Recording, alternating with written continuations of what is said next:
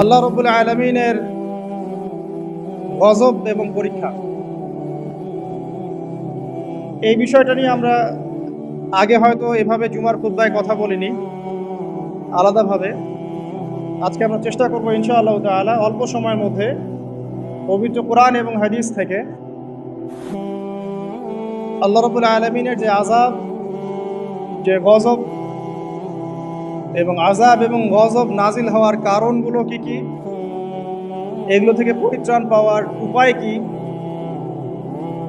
এবং আল্লাহ পাক যখন মুমিন বান্দাদেরকে পরীক্ষা করেন তখন তাদের করণীয় কি, এ বিষয়ে ইনশাআল্লাহ তাআলা একটি সংক্ষিপ্ত সারগর্ভ আলোচনা উপস্থাপন করার চেষ্টা করব ইনশাআল্লাহ। ওয়া মা তাওফীকি ইল্লা বিল্লাহ আলাইহি তাওয়াক্কালতু ওয়া ইলাইহি উনীব। আমাদেরকে শুরুটা করতে হবে ইবলিস থেকে।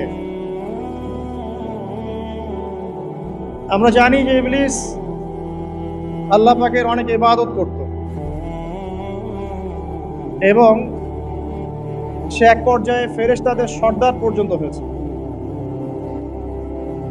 যখন আদম আলাইহিস সালামকে আল্লাহ পাক সৃষ্টি করলেন, আল্লাহ পাক সমস্ত মালায়েকাকে ডেকে বলেছিলেন যে আদমকে সিজদা করো, ফাসাজাদু ইল্লা ইবলিস। সবাই সিজদা করলো, শুধু ইবলিস করলো না। আল্লাহ পাকের আদেশ লঙ্ঘন করার কারণে আল্লাহ রাব্বুল আলামিন তাকে জান্নাত থেকে বহিষ্কার করলেন। সে হায়াত চাইলো, আমাকে দীর্ঘ হায়াত দেয়া হোক কিয়ামত পর্যন্ত, আল্লাহ পাক সেটা দিলেন। কিন্তু দুনিয়া এবং আখিরাতে আল্লাহ রাব্বুল আলামিন ইবলিসকে লানত করলেন, অভিশপ্ত করলেন। ইনশাআল্লাহ তাআলা ইবলিস এবং তার অনুসারীরা চিরস্থায়ী জাহান্নামে জ্বলবে ইনশাআল্লাহ। কিন্তু এখানে লক্ষণীয় বিষয় হচ্ছে ইবলিস কিন্তু নাস্তিক ছিল না।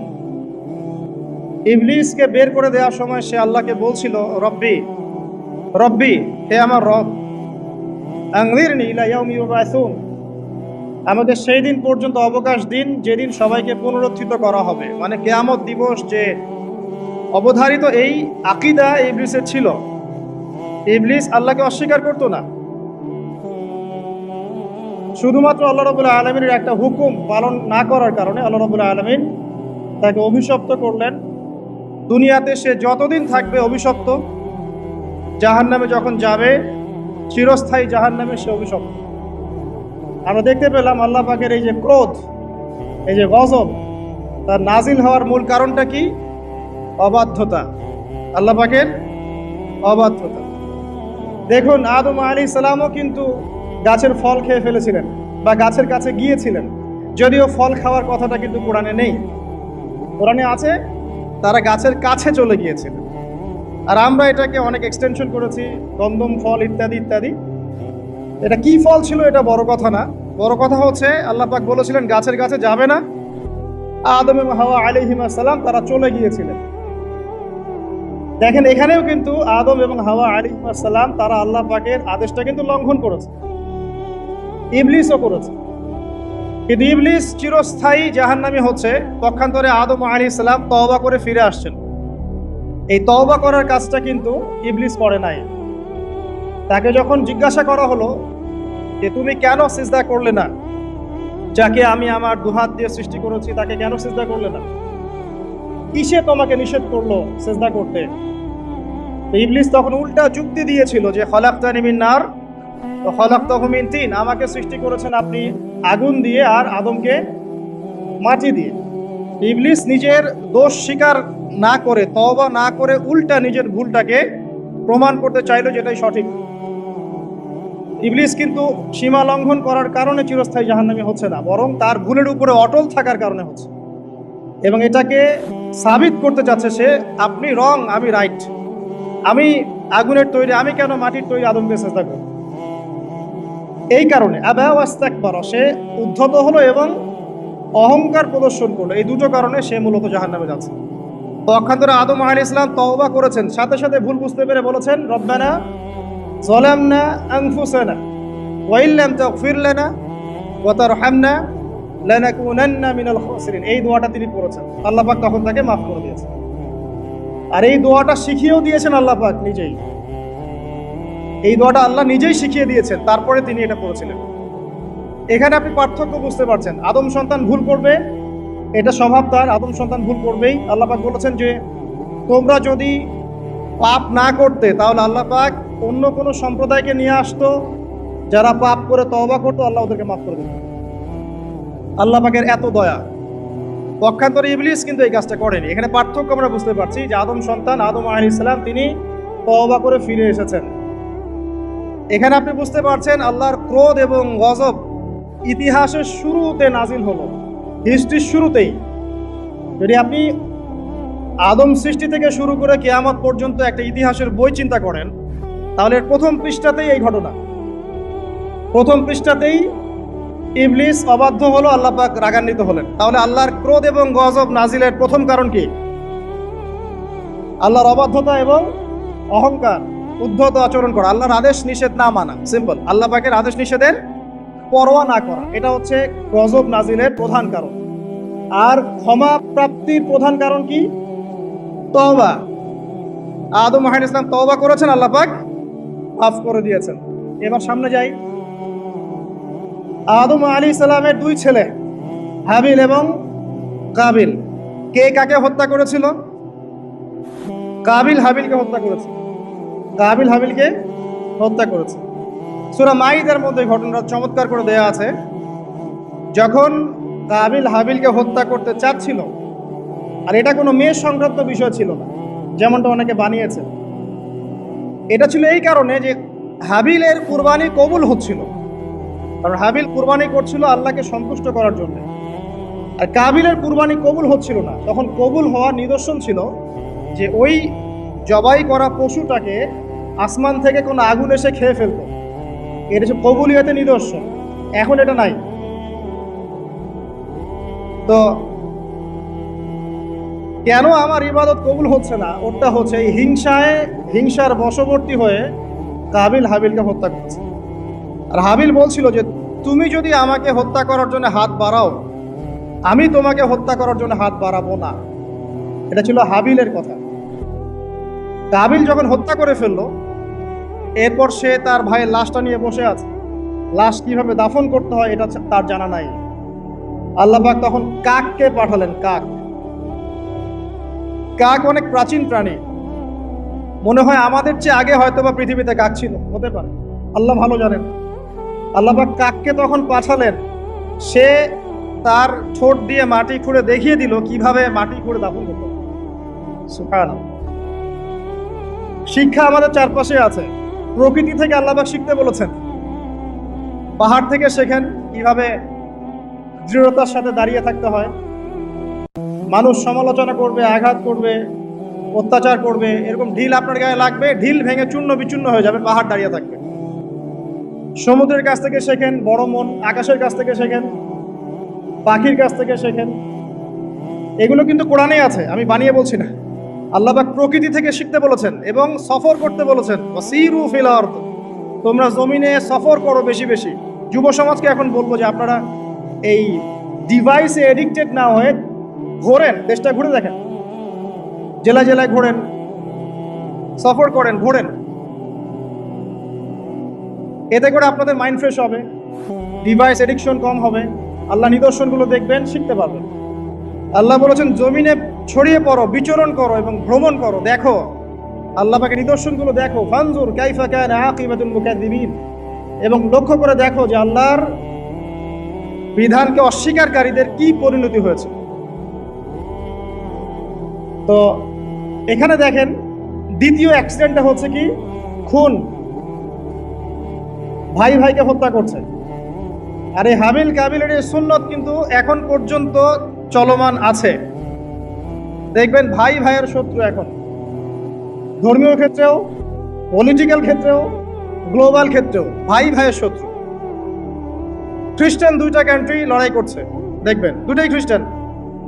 মুসলিম দুটা কান্ট্রি লড়াই করছে, দুটাই মুসলিম। মুসলিম দুটা পলিটিক্যাল দল লড়াই করছে, দুটাই মুসলিম। মুসলিম দুইজন ধর্মীয় আলোচক বা ধর্মীয় আলেম একে অপরের বিরুদ্ধে লেগে আছে, সবাই মুসলিম। হাবিল কাবিলের সুন্নাত। এখানে আমাদেরকে হতে হবে কি? কাবিল না হাবিল? হাবিল। তুমি যদি আমাকে হত্যা করার জন্য হাত বাড়াও, আমি তোমাকে হত্যা করার জন্য হাত বাড়াবো না। একটা হাদিস বলি আপনাদেরকে, নবী সাল্লাল্লাহু আলাইহি ওয়াসাল্লাম বলেছেন, পৃথিবীতে সর্বপ্রথম হত্যাকাণ্ড ঘটিয়েছে কাবিল। এই কারণে পৃথিবীতে কিয়ামত পর্যন্ত যত মানুষ খুন হবে, সমস্ত এই পাপের একটা একটা করে অংশ কাবিলের আমল নামায় যুক্ত হবে। নাউযুবিল্লাহ। এই হাদিস জানতেন? নবীর সন্তান কাবিল, কিন্তু নবীর সন্তান। তো ভাষা, বংশ, রক্ত এগুলো কিন্তু আল্লাহর কাছে হক এবং বাতিলের মানদণ্ড না, তাকওয়া ছাড়া। যাই হোক, সামনে যাই। এখানে আপনি দেখছেন আল্লাহ পাকের এই যে গজব কাবিলের উপরে আসলো, কারণটা কি? সীমা লঙ্ঘন করা। তাহলে বুঝলেন যে হত্যাকাণ্ড বাড়লে আল্লাহ পাকের গজব আসবে, যেটা এখন শেষ জামানায় বাড়ছে। নবী করিম সাল্লাল্লাহু আলাইহি ওয়াসাল্লাম বলেছেন, শেষ জামানায় যে ব্যক্তি কাউকে হত্যা করবে সে জানবে না আমি কি জন্য হত্যা করছি, আর যাকে হত্যা করা হবে সেও বুঝবে না যে আমাকে কেন হত্যা করবে। এটা কি বুঝতে পারেন এখন? আর নবী সাল্লাল্লাহু আলাইহি ওয়াসাল্লাম বলেছেন, কিয়ামতের অন্যতম বড় সাইন হচ্ছে হারাজ বৃদ্ধি পাবে। হারাজ। সাহাবীরা জিজ্ঞাসা করলেন, হারাজ কি ইয়া রাসূলুল্লাহ? তিনি বলেন, প্রচুর হত্যাকাণ্ড। এমনও ইনসিডেন্ট ঘটবে যে সোনার পাহাড়কে নিয়ে মারামারি হবে, যুদ্ধ হবে। যেই সোনার পাহাড় বের হবে ইউফ্রেটিস নদীর ভিতর থেকে, যেখান থেকে কয়দিন আগে একটা শহর বের হয়েছে আর কি। এই কয়দিন আগে দেখবেন ইরাকের ওই নদীর নিচ থেকে একটা শহর বের হয়েছে, যেটা অনেক 3000 বছর আগের শহর এখন বের হয়েছে। আল্লাহ ভালো জানেন, এভাবে হয়তো বা সোনার পাহাড়ও বের হবে, আল্লাহু আলাম। আল্লাহ ভালো জানেন, আমরা জানি না কবে হবে, আমরা জানি না। নবীজি বলেছেন, এই সোনাগুলোকে কেন্দ্র করে প্রায় 80টার মতো দেশ, 80টার মতো ফ্ল্যাগ তারা যুদ্ধে জড়িয়ে পড়বে, এবং প্রতি হাজারে যারা যুদ্ধে জড়াবে তাদের প্রতি হাজারে 999 জন মানুষ মারা যাবে। নবীজি মুসলিমদেরকে বলেছেন, মুসলিমরা যেন ওই সোনাতে টাচ না করে, ওটা হাত দিয়ে ছুঁয়েও না দেখে, এখান থেকে যেন দূরে থাকে। যাই হোক, সামনে চলেন। এরপরে নূহ আলাইহিস সালাম, নাম শুনেছেন? 950 বছর তার কওমকে দাওয়াত দিয়েছেন। কত বছর? তার কওমকে এক আল্লাহর ইবাদতে দাওয়াত দিয়েছিল। তার কওমের প্রধান সমস্যা ছিল শিরক। তারা কিছু মূর্তির পূজা করত। তার নামগুলো আল্লাহ পাক সূরা নূহে বলেছেন। সূরা নূহের শেষের পৃষ্ঠার মধ্যে আছে। নূহ আলাইহিস সালামের কওমকে যখন দাওয়াত দেওয়া হচ্ছে, তারা বলতো যে লা তাযারুন্না আলিহাতাকুম ওয়া লা তাযারুন্না ওয়াদ্দা ওয়া লা সুআ ওয়া লা ইয়াউসা ওয়া ইয়াউক ওয়া নাসর। তোমরা তোমাদের উপাস্যদেরকে ছেড়ে দিও না। তোমরা আদ, ইয়াগুস, ইয়াউক, নাসর এই উপাসকদেরকে ছেড়ে দিও না, এই মূর্তিদেরকে ছেড়ে দিও না। মানে তারা স্ট্যাচু ওয়ার্শিপ করতো আর নূহ আলাইহিস সালামের কওম। এছাড়া আরো কিছু পাপ ছিল, কিন্তু মূল পাপ ছিল তাদের শিরক, আল্লাহর সাথে শিরক করা। আল্লাহ পাক এই কওমটাকে ধ্বংস করেছেন মহাপ্লাবন দিয়ে। এমন প্লাবন যা ইতিহাসে কখনো হয়নি, এমন বন্যা যা ইতিহাসে কখনো হয়নি। প্রায় পুরো পৃথিবীর প্রায় বেশিরভাগ অংশ ওই বন্যায় ডুবে গিয়েছে। এবং এই পানির উচ্চতা সম্পর্কে কোরআনে এসেছে, সূরা হুদের মধ্যে আছে যে পাহাড়ের চূড়া পর্যন্ত পানি ছিল। পাহাড়ের চূড়া পর্যন্ত পানি ছিল, এবং একটা পাহাড়ের উপরে নূহ আলাইহিস সালামের ছেলে বসে গিয়েছিল। বাবা ডাকছে, আসো আমার সাথে, আল্লাহর গজব থেকে আজকে কেউ বাঁচাতে পারবে না। সে বলছে যে আমি পাহাড়ে উঠে যাব, ইনশাআল্লাহ পাহাড়ে উঠে যাব, আমি বেঁচে যাব। ইনশাআল্লাহ বলেনি, সরি, পাহাড়ে উঠে যাব, আমি বেঁচে যাব। তখন নূহ আলাইহিস সালাম বললেন যে আজকে আল্লাহর গজব থেকে কেউ বাঁচাতে পারবে না। এরপর একটা বড় ঢেউ আসলো, এসে বাবা এবং ছেলের মাঝখানে পার্থক্য করে দিল। নূহ আলাইহিস সালাম বলেছিলেন, আল্লাহ, সে আমার আমার পরিবারের একজন, তাকে মাফ করে দাও। আল্লাহ পাক বলেছেন, লাইসা মিন আহলিক, সে তোমার পরিবারের কেউ না। এখানেও দেখেন, নবীর সন্তান ঈমান না আনার কারণে কুফরির হালতে মৃত্যুবরণ, আল্লাহ পাকের মহাপ্লাবনে গজবে ধ্বংস হলো। এখানে একটা গজব পেলেন, বিশাল বন্যা, জলোচ্ছ্বাস। তাহলে এর কারণ কি? নূহ আলাইহিস সালামের পুরো কওম, মাত্র 40টা বা 80টা পরিবার বাদ দিয়ে বাকি সবাই ডুবে গেছে। আমরা যারা এখন পৃথিবীতে বেঁচে আছি, হোক সে হিন্দু বা মুসলিম বা খ্রিস্টান বা বৌদ্ধ, whoever he is, বা জিউস, আমরা সবাই ওই 80টা পরিবারেরই সদস্য।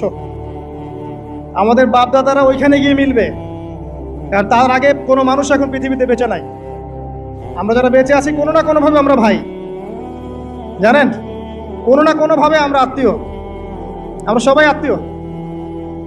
তো ওই 80টা পরিবারই এখন পৃথিবীতে বেঁচে আছে, এখানকার বংশধররাই। এখানে আমার প্রশ্ন যে বলেন, নূহ আলাইহিস সালামের কওমকে কোন পাপের কারণে ধ্বংস করে দেওয়া হয়েছে? আমরা বলবো যে বাংলাদেশের জনগণকে আমরা বলবো যে শিরক ছেড়ে দেন, কবর পূজা ছেড়ে দেন, মাজার পূজা ছেড়ে দেন, শিরকের যত ক্যাটাগরিজ আছে এগুলো থেকে তওবা করে ফিরে আসেন, অন্যথায় আল্লাহ পাকের গজব কেউ ঠেকাতে পারবে না। শিরক থেকে বেঁচে না আসলে, বেঁচে না থাকলে আল্লাহর গজব ঠেকানোর কেউ নাই। আল্লাহ পাক শিরকের পাপটা মাফ করেন না। অন্য যে কোনো পাপ আল্লাহ পাক যাকে ইচ্ছা মাফ করতে পারেন, তবে তওবা করে মারা গেলে আল্লাহ মাফ করতে পারেন। তওবা না করে মারা গেলে ক্ষমা না পাওয়ার সুযোগই বেশি। তো যেখানে যেখানে দেখবেন এখনো এই শতাব্দীতেও, এই সালগুলোতেও বন্যা, দুর্যোগ, ভূমিকম্প, জলোচ্ছ্বাস ইত্যাদি হচ্ছে, কোনোভাবে শিরকের পাপের সাথে সংযুক্ত আছে, কোনো না কোনোভাবে তারা শিরকের পাপের সাথে সংযুক্ত আছে। হয় তারা ধর্মের ক্ষেত্রে শিরক করছে, না হয় ইকোনমিক সেক্টরে শিরক করছে, না হয় অন্য কোনো বড় সেক্টরে শিরক করছে, নয়তো তারা আল্লাহ পাকের সমস্ত বিধান বাদ দিয়ে মানুষের মানবরচিত বিধানগুলোকে প্রাধান্য দিয়েই কাজ করছে। কোনো না কোনো জায়গায় শিরক আছে। আল্লাহ পাক এই কারণেই গজব পাঠাচ্ছেন। সামনে যাই চলুন। এরপরে আদ জাতি। আদ জাতির লোকরা ছিল প্রচন্ড লম্বা চওড়া, অনেক লম্বা। আর আমি যেগুলো বলছি এগুলো কোনো রূপকথা নয়, এগুলো সবগুলি কোরআনের পাতায় পাতায় আছে।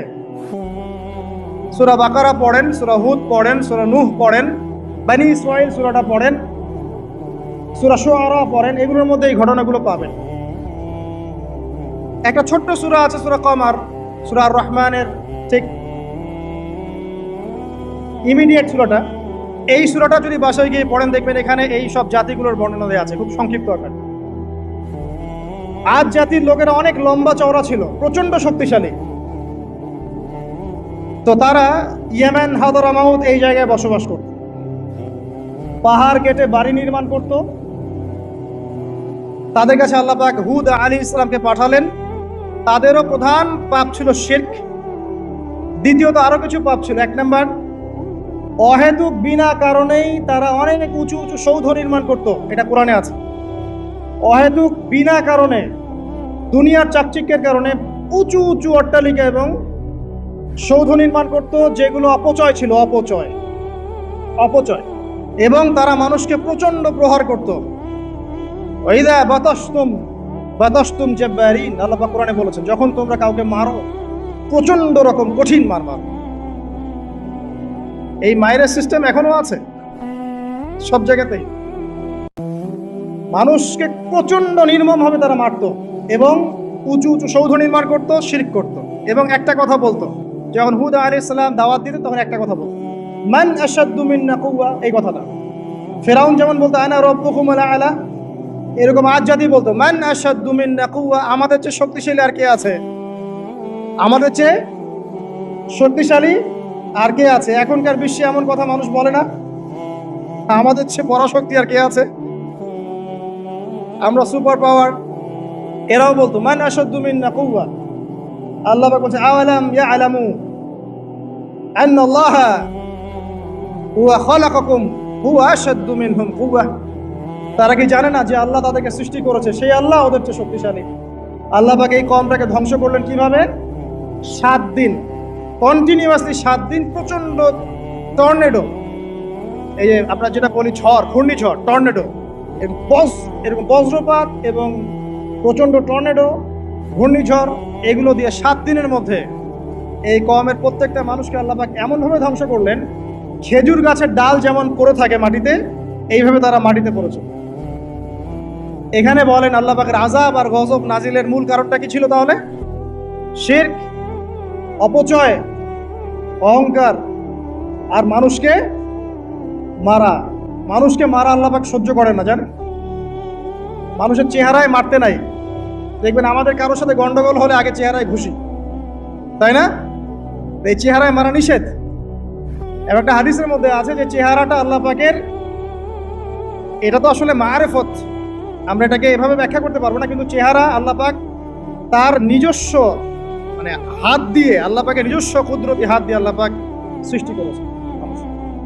মানুষের চেহারায় মারতে আল্লাহ পাক নিষেধ করেছেন।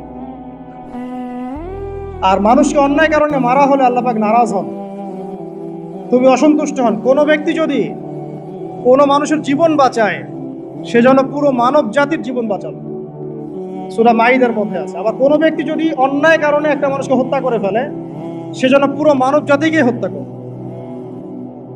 আজকে বিশ্বের বুকে সবচেয়ে সস্তা রক্ত কাদের? অথচ একজন মুসলিম যে ব্যক্তি লা ইলাহা ইল্লাল্লাহ পড়ে, এই ব্যক্তি যতদিন পর্যন্ত জীবিত আছে আল্লাহ পাক কিয়ামত দিবেন না ইনশাআল্লাহ। একজন ব্যক্তি পৃথিবীতে যতদিন থাকবে যে লা ইলাহা ইল্লাল্লাহ কালিমা পড়ছে, আল্লাহ আল্লাহ বলছে, ততদিন পর্যন্ত আল্লাহ পাক কিয়ামত দিবেন না ইনশাআল্লাহ।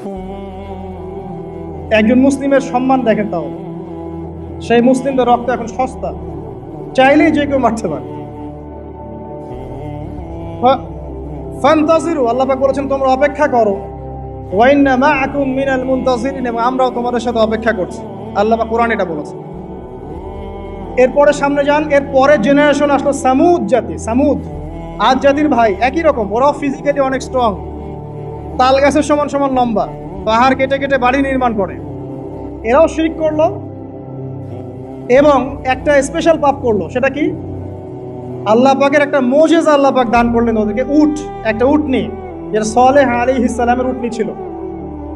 তো আল্লাহর পক্ষ থেকে ইনস্ট্রাকশন ছিল যে এই উটনি তোমাদেরকে দুধ দিবে আর অনেক সুযোগ সুবিধা দিবে। আল্লাহ পাকের মুজিজা, মিরাকেল, এটাকে নষ্ট করো না, ধ্বংস করো না।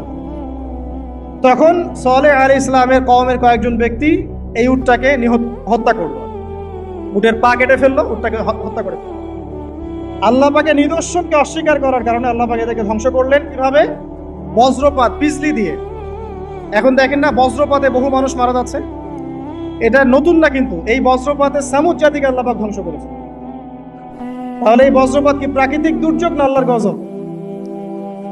এই যুগের মিডিয়াগুলো তখন থাকলে বলতো যে সামুদ জাতি আজকে প্রাকৃতিক দুর্যোগে ধ্বংস হয়েছে, এবং নূহ আলাইহিস সালামের কওম প্রাকৃতিক একটা বড় বন্যায় ধ্বংস হয়েছে, এবং আজ জাতি ধ্বংস হয়েছে প্রাকৃতিক ঝড়ে। তারা কখনোই বলতো না আল্লাহর পক্ষ থেকে ঝড় এসেছে, আল্লাহর পক্ষ থেকে বজ্রপাত এসেছে, আল্লাহর পক্ষ থেকে প্লাবন এসেছে। বিকজ সবকিছু হয় প্রকৃতি থেকে, এখানে আল্লাহ বলতে কিছু নাই। তো প্রকৃতি কে, তার সংজ্ঞা কি, প্রকৃতি কে নিয়ন্ত্রণ করে, এর কত প্রকার কি, এগুলো শিখান আমাদেরকে। প্রকৃতি কাকে বলে, প্রকৃতি কত প্রকার, প্রকৃতি কি, কে একে নিয়ন্ত্রণ করে, সূক্ষ্মভাবে শিরকি আকীদা ঢুকিয়ে দেওয়া হয়, সূক্ষ্মভাবে। যাই হোক, সামুদ জাতি ধ্বংস হলো কিভাবে? এইভাবে, বজ্রপাত। আর ইদানিং বজ্রপাত বাড়ছে। এখান থেকে আপনারা বেঁচে থাকতে হলে শিরক থেকে বেঁচে থাকেন। এরপরে চলেন সামনে যাই, আরেকটা জাতি, শুআইব আলাইহিস সালামের কওম, তার নাম কওমে মাদিয়ান। কি নাম? মাদিয়ান। আমি কিন্তু গল্প বলছি আপনাদেরকে, শুনতে কি খারাপ লাগছে? কোরআন থেকে বলছি শর্ট করে। মাদিয়ান, তো মাদিয়ান কওম, তাদের পাপ ছিল তারা নবীদের সাথে তর্ক করত। যখন শুআইব আলাইহিস সালাম সুন্দর করে নসিহত করতেন, এবং শুআইব আলাইহিস সালাম খুব সুন্দর করে কথা বলতে পারতেন, তাকে আল্লাহ পাক বাচন ভঙ্গি দিয়েছিলেন, অত্যন্ত চমৎকার করে কথা বলতে পারতেন, সাজিয়ে গুছিয়ে যুক্তি দিয়ে। তো শুআইব আলাইহিস সালামের সাথে তারা খুব তর্ক করতো, 1 নাম্বার। 2 নাম্বার, শিরক করতো তারা। এবং আর 2টা বড় পাপ ছিল। 1, তারা মাপে কম দিত। কি করতো? এই পাপটা কি চেনা যায় বাংলার মানুষ? মাপে কম দেওয়ার পাপ।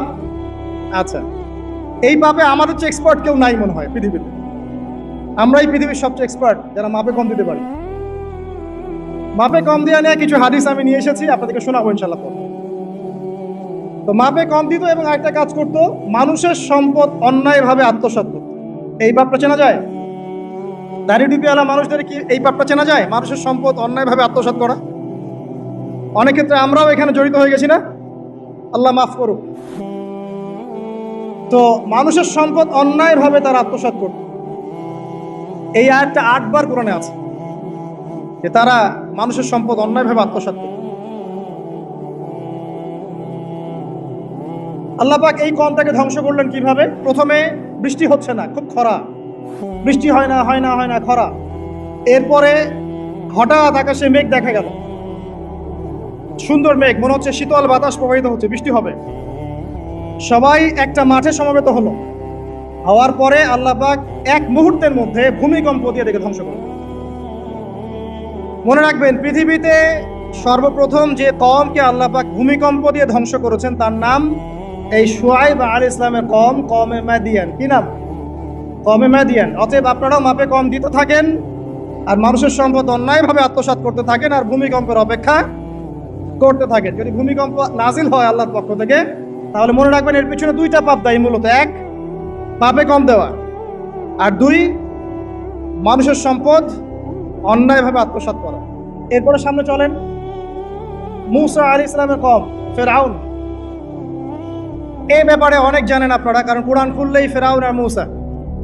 ফিরআউনের বড় পাপগুলো কি ছিল? এক নাম্বার, সে বলেছিল আনা রব্বুকুম